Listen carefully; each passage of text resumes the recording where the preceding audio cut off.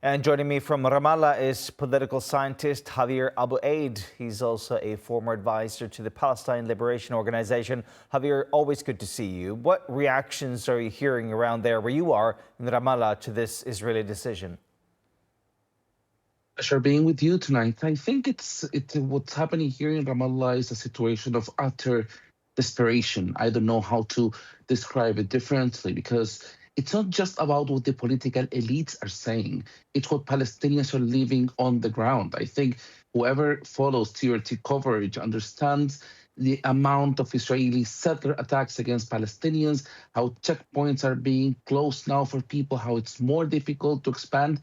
And this is only for one reason, because everything that Israel is doing here on the ground goes in the direction of this new Israeli decision. In other words, to change the dynamics here, to change the status of the occupied territory of Palestine in order to benefit Israel's colonial settler enterprise. So when Israel is allowing settlers, protecting them, arming them in order to continue attacking Palestinians, it's for the sake of ethnic cleansing, forcible displacement. And now they are cooperating with this effort by making it easier for colonial settler enterprise to be expanded here in occupied Palestine.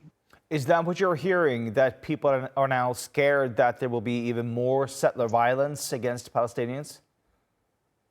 This new decision comes as a reward for dozens of daily Israeli terrorist attacks against Palestinians, trying to push people out of their homes, out of their villages. So here we are just going from one dimension, which is that in Israel there is no support for a political solution, no support to a Palestinian state living side by side the state of Israel, what the two-state solution says, because it's not just like Netanyahu is the problem.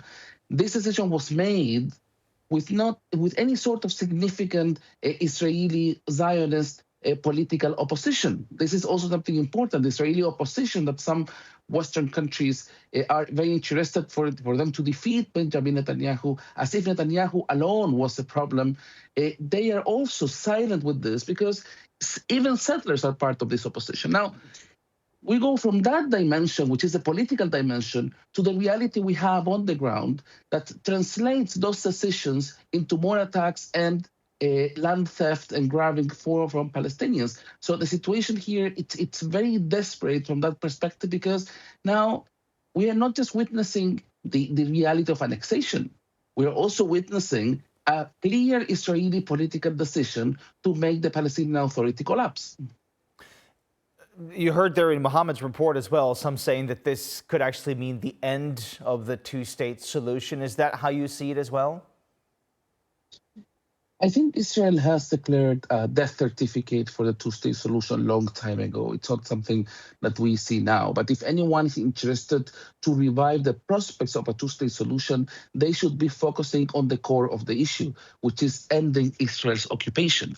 What those decisions are provoking is they are trying to strengthen Israel's control, illegal control over Palestinian land. So anyone who's interested to talk about the two-state solution should not even be allowed to utter the term two states without taking concrete measures. And the concrete measures are very clear and well defined in international law and international practice. They go from sanctions, either targeted sanctions. They should not be trading weapons with an army that's protecting those illegal Israeli settlers. I mean, let's think about this from one very simple perspective. An Israeli settler could commit a terror attack tonight against a Palestinian village in the occupied West Bank, and tomorrow they could be flying to Europe in order to enjoy a vacation in Italy or France or anywhere else.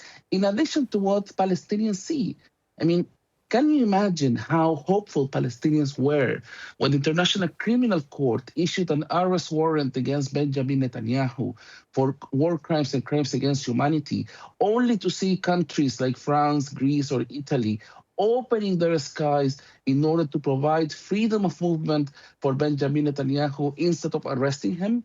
So in other words, business as usual continues to be the policy, at least from some Western powers.